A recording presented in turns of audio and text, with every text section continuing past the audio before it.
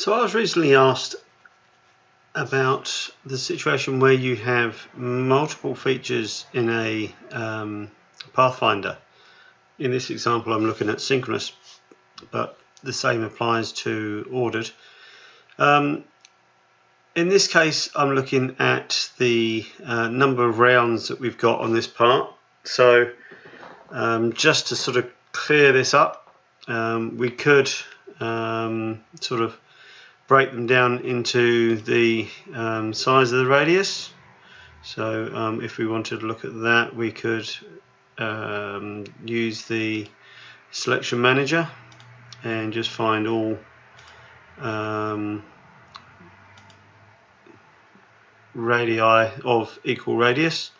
So you can see which face is here. We would still need to go in to Pathfinder to select them, so we can have a better idea of which ones are the same. I can use the control key to select multiple ones and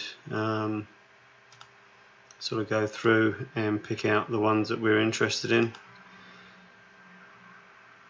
So I think you'll find that that's a 3mm round.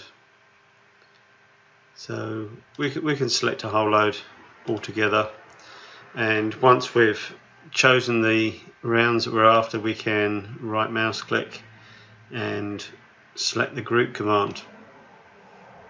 So now we've shortened our list, we've got all of these rounds within a single group. I can click on there and change the name, so we could call that 2mm round.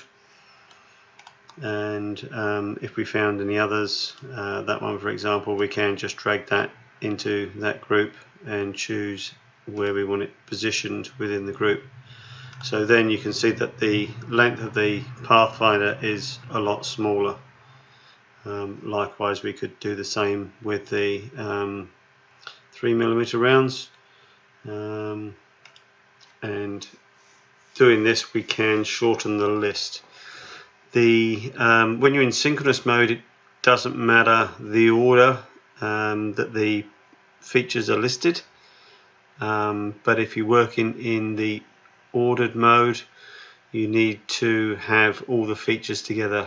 In this case we've looked at one type of feature, but if we wanted to, we could select